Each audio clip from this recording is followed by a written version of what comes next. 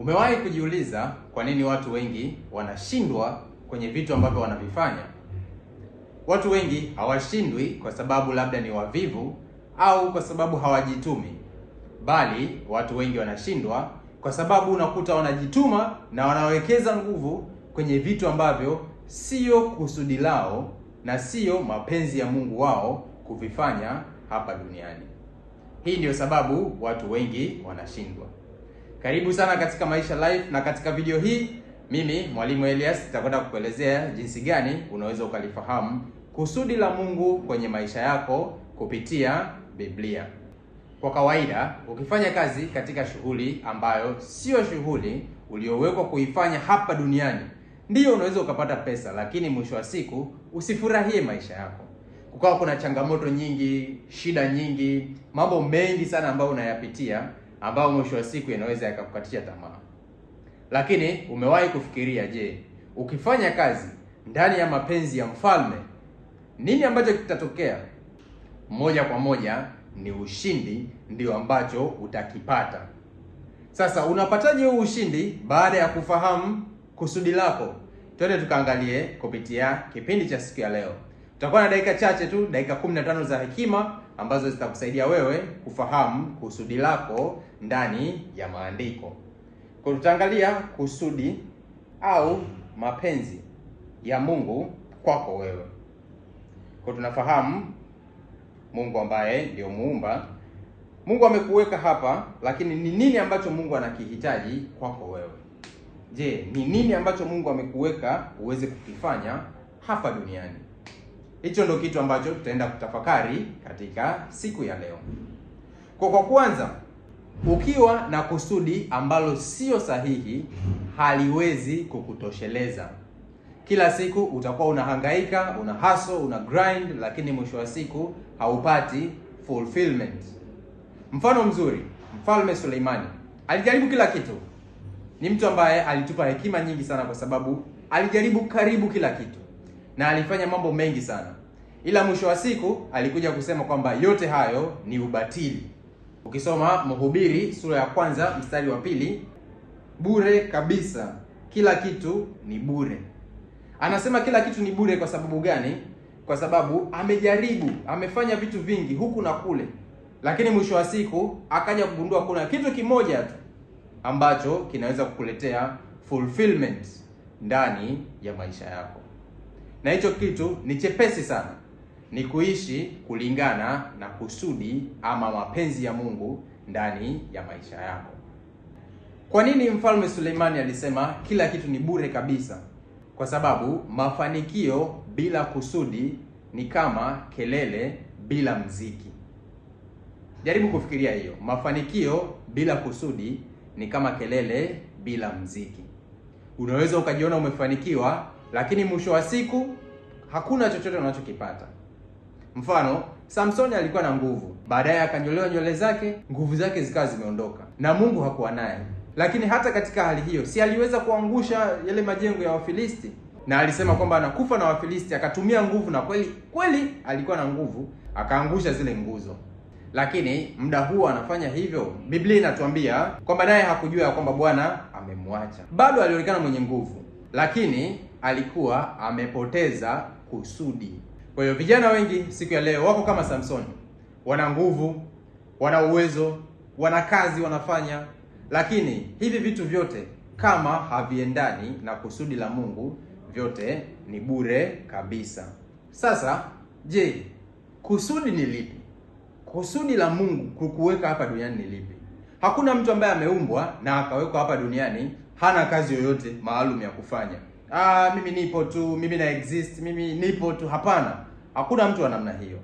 Kila mmoja kuna kusudi ambalo Mungu amekuweka kulitimiza hapa duniani. Je, kusudi lako ni lipi? Njia rahisi ya kufahamu kusudi lako ni kufanya kile ambacho kinaonekana ni rahisi kwako, lakini kitu hicho kwa watu wengine ni kitu kigumu sana. Kitu ambacho huenda ukikifanya wewe kwako kinakupa urahisi na wepesi wa kukifanya, lakini kwa watu wengine ni kigumu sana. Jaribu tu kutafakari, ni kitu gani ambacho kwako unakifanya na kinaonekana chepesi, na watu wengi wanakuona ukikifanya kwa wepesi, lakini kwao watu wengine ni kigumu. Jaribu ukifikiria, ndani ya hicho unaweza ukapata kusudi la Mungu. Lakini tukirudi kwenye Biblia pia, Biblia inatuambia kwamba mapenzi ya Mungu ametuumba wote ili tuweze kumrudishia yeye utukufu. Kwa hata kama haujui mapenzi ya Mungu kwako ni yapi, jaribu kuangalia kitu gani unaweza ukakifanya kikamrudishia Mungu utukufu. Na hicho kitu kikiwa ni rahisi kwako na ni kigumu kwa watu wengine, basi jackpot, umefanikisha.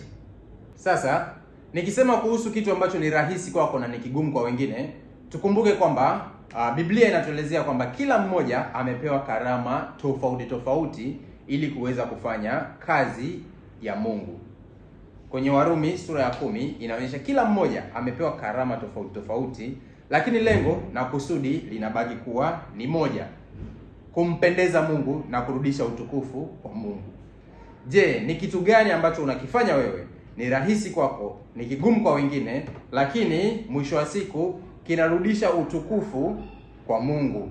Ni kitu gani ambacho ni rahisi kwako, kigumu kwa wengine, na kinaweza kurudisha utukufu kwa Mungu? Sio kirudisha utukufu kwako wewe, bali utukufu urudi kwa Mungu. Hapo ndipo unaweza ukaanza kutap into the purpose of God in your life. Tuangalie mfano wa watu kadhaa ambao waliishi kulingana na kusudi la Mungu. Ukisoma katika Samueli wa kwanza sura ya 16 mstari wa 13, inaonyesha Roho wa Bwana alimjia Daudi na Daudi akapewa nguvu.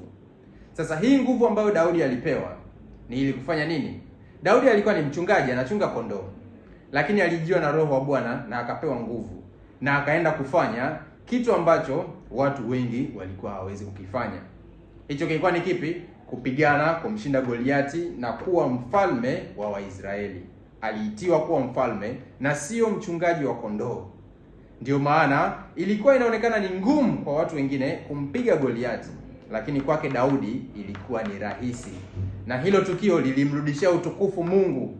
Ndiyo maana tunakuja kuona kusudi la Daudi ni kuwaongoza Waisraeli wengine walioona ugumu kuweza kumtumikia Mungu, kumrudishia utukufu Mungu na kupambana na maadui wengine na kuwashinda.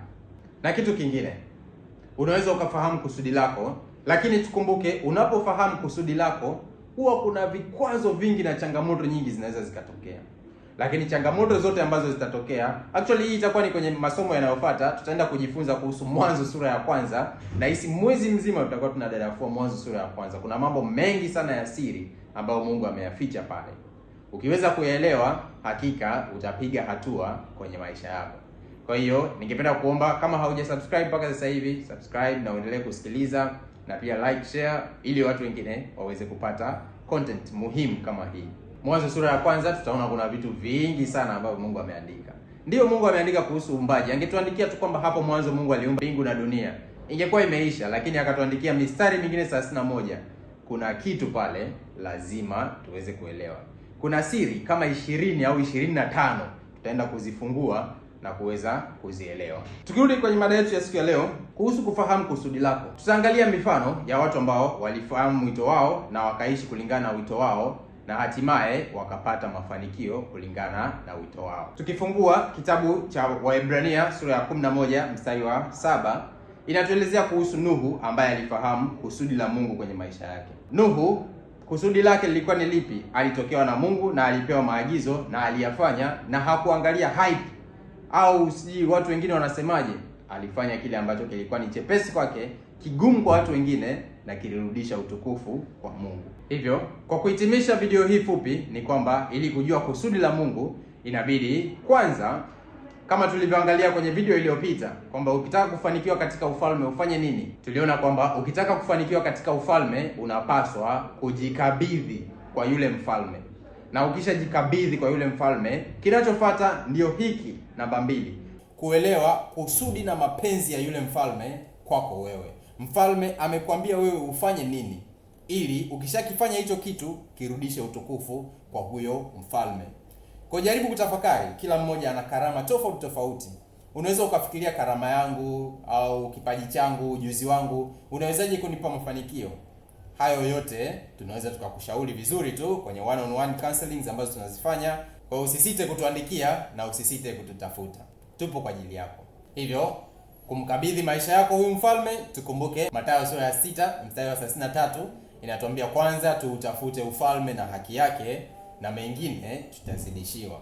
Hivyo cha kwanza ni kutafuta ufalme na haki ya Mungu. Na cha pili ni kuangalia kitu gani ambacho ni rahisi kinatiririka kwako, lakini kinaweza ikawa na ugumu kwa watu wengine. Na cha tatu ni kukifanya kile kitu kwa ajili ya utukufu wa Mungu na pia kuwahudumia hawa watu wengine. Ukitafakari ndani ya Biblia, karibia watu wote ambao walipata mafanikio walifanya kazi kwa kutoa huduma. Hata Yesu mwenyewe aliwaambia watumishi wake, wanafunzi wake, wawe ni watu ambao ni wepesi kutoa huduma. Na cha mwisho kama ushauri tu ni kwamba uache kukimbizana na hype, bali uendelee kufanya kile ambacho hakika umewekwa kukifanya. Mwanzoni kinaweza kikawa kigumu, lakini baadaye lazima kitakuletea mafanikio. Na hilo ni somo ambalo tutaanza kuliangalia kwenye kitabu cha Mwanzo. Ni lazima vikwazo viambatane na kusudi lako, au vikwazo ni lazima viambatane na nia yako kwenye kila kitu ambacho unakifanya. Kwa sababu gani? Mungu ndivyo alivyopanga. Mungu ndivyo alivyopanga toka kwenye kitabu cha Mwanzo. Hivyo jitahidi kumpendeza Mungu katika maisha yako. Kumbuka kwamba haukuumbwa ili kunakili na kukopi watu wengine, bali umeumbwa kwa kusudi pekee ambalo ukilifanya wewe utaweza kupiga hatua. Tafuta wito wako na mpe Mungu furaha kwa kufanya kile ambacho amekuita wewe kukifanya hapa duniani. Natumaini tutaendelea kubarikiwa na ninaendelea kupongeza sana kwa mafanikio ambayo umekaribia kuyapata.